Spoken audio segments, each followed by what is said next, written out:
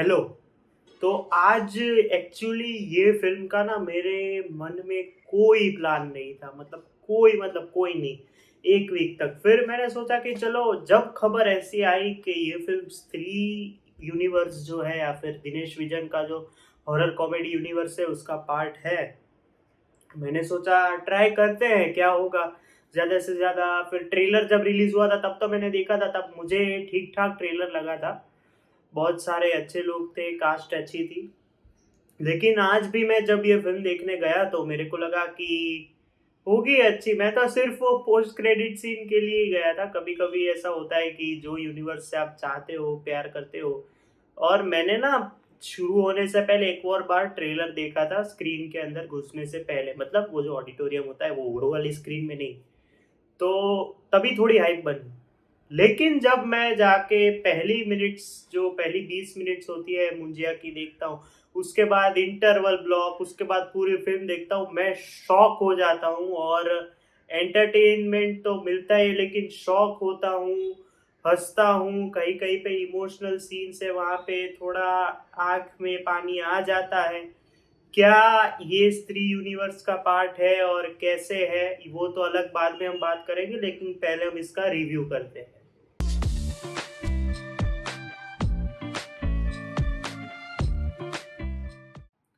तो अभी हम मुंजिया की बात करते हैं। तो इसमें मेन कास्ट में है अभय वर्मा। जिनको अभय वर्मा नहीं पता मैं उनको बता दूं, अगर आपने फैमिली मैन सीजन 2 देखी हो तो उसमें वो एक जो मनोज बाजपेयी की बेटी होती है उसके गर्ल बॉयफ्रेंड बने होते हैं। मैं गर्लफ्रेंड क्या बोल रहा हूँ, मैं भूल गया। तो वो है। फिर शर्वरी है जो बंटी और बबली 2 में से जिन्होंने अपना डेब्यू किया था। फिर मोना सिंह को सब जानते हैं। फिर तरनजोत सिंह, आज मैंने पहली बार पूरा नाम सुना तरन भाई का। तरन भाई जिनको जिनको जानते हैं, राजस्थान रॉयल्स में भी वो, मतलब वो कंटेंट में है। उसके पहले डब वीडियोस बनाते थे क्रिकेट के, तो मैं तभी से उनको जानता हूँ। फिर एक और मराठी एक्टर हैं। फिर एक और एक्टर है जिनका मैं एक्चुअली नाम भूल गया हूँ, अगर मेरे को याद आएगा आगे तो मैं ज़रूर बोलूँगा। और डायरेक्टर हैं आदित्य सरपोटकर, आई होप मैंने सही नाम बोला होगा। तो ये फिल्म है मेडॉक फिल्म्स के अंदर ये फिल्म बनी है। और मैं ऐसा पर्सनली मानता हूँ, मेरा मानना होता है कि मेडॉक और आरएसवीपी फिल्म्स जो है ना, ये लोगों का कंटेंट बहुत ही बढ़िया होता है। आरएसवीपी का आपको याद होगा, उरी, ऑब्वियसली सबको पता है। उसके बाद मर्द को दर्द नहीं होता, जो मतलब एक्स्ट्रा ऑर्डिनरी कंटेंट था और बहुत अच्छा कंटेंट था। वैसा ही मेडॉक के साथ है। Maddock English medium, Hindi medium, फिर बहुत सारी राबता भी फिल्म ऐसा कह सकते हैं अच्छी थी। फिर ये जो यूनिवर्स है वो तो है ही।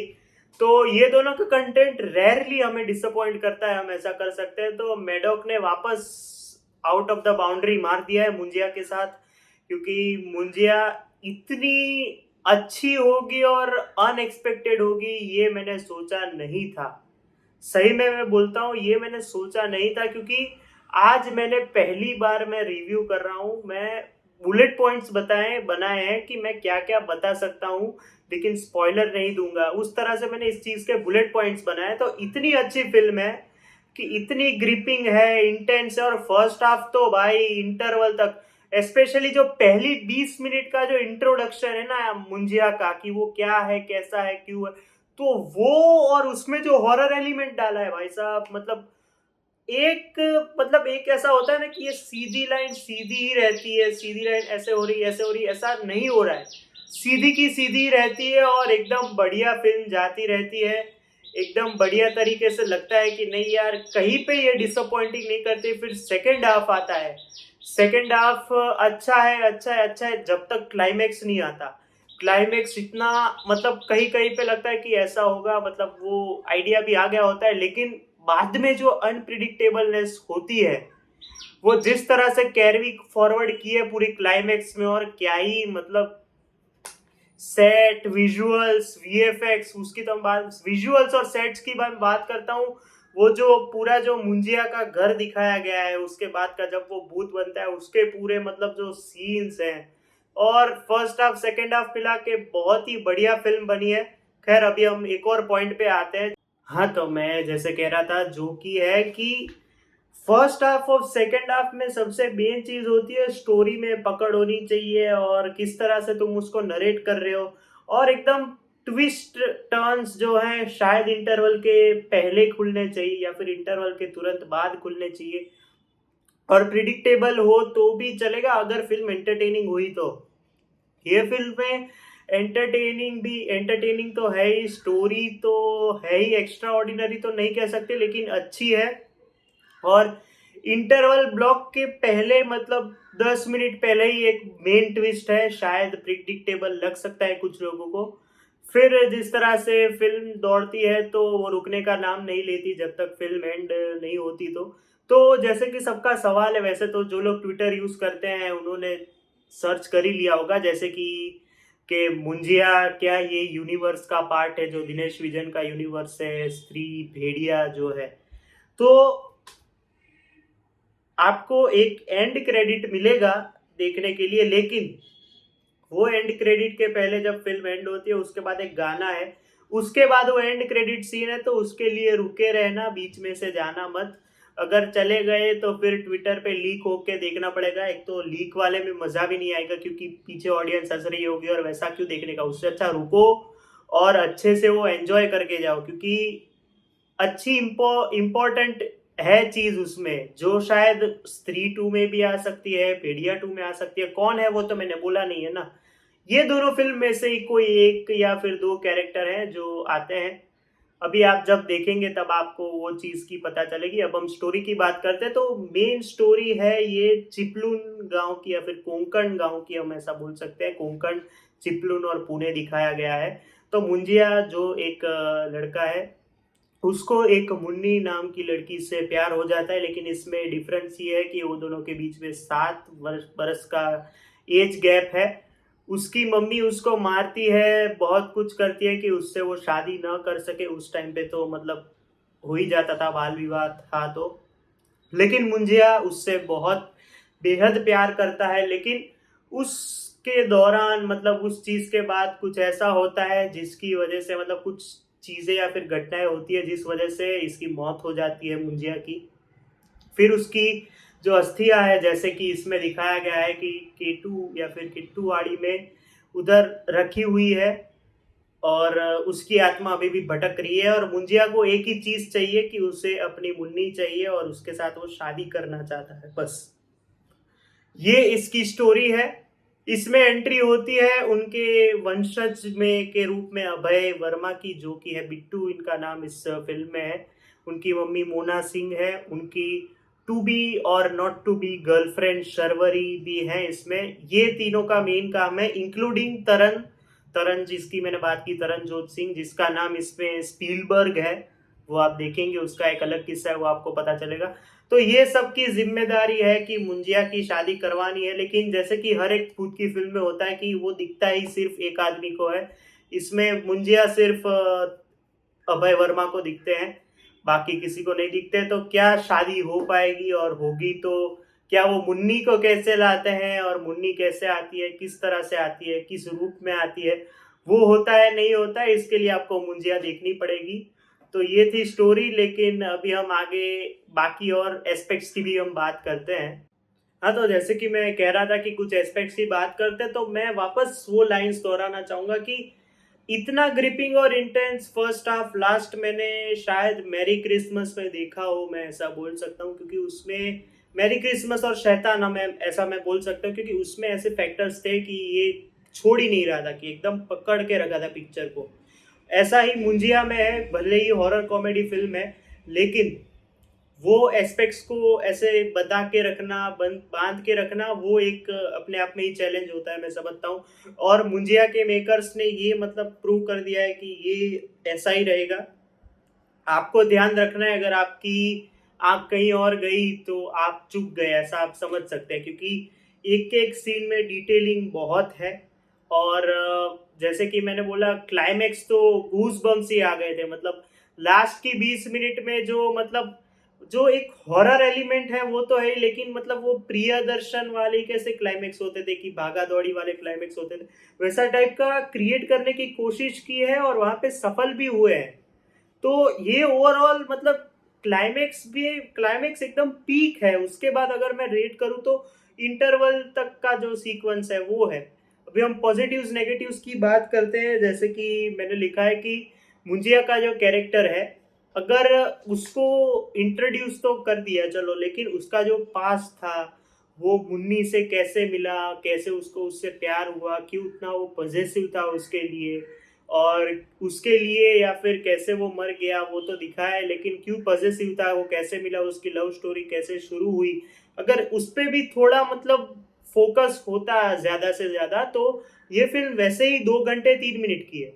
तो अगर ज्यादा बढ़ जाती तो कोई प्रॉब्लम थी ही नहीं, मैक्सिमम कितना होता, 15-20 मिनट बढ़ती तो वो जानने में भी मजा आता, क्योंकि इसमें एक सीन में मुन्नी को दिखाया गया है। कैसे दिखाया गया है वो आप देखेंगे तब आपको पता चलेगा, लेकिन वो कहीं कहीं पे जस्टिफाई नहीं करता है, क्योंकि अगर आप इंटेंस बना रहे हैं तो थोड़ा दिखा भी देते पास्ट के बारे में, क्योंकि हमने ऐसा देखा है कि पास्ट लाइव्स मैटर करती है हॉरर मूवीज में। वैसे स्पेशली इन बॉलीवुड की भूल भुलैया हो गई, भूल भुलैया 2 तो चलो कोई बात नहीं, वेल ट्राइड बोल सकते हैं, मतलब उस पर हम नहीं जाएंगे, मेरे को पसंद आई थी इसलिए। लेकिन ऐसे हॉरर एलिमेंट्स पे पास्ट पे ये लोग जाते हैं, तो आई डोंट नो व्हाई। ये शायद मेडॉक क्रिएटिव है तो उसने शायद ऐसा नहीं सोचा होगा, या फिर नहीं ऐसा लगा होगा कि नहीं ये नहीं करना है, बट वो जस्टिफाई नहीं किया, क्योंकि अगर आप लव स्टोरी उसकी दिखा रहे हैं तो थोड़ा ज्यादा दिखाते तो और अच्छा लगता। खैर कोई बात नहीं।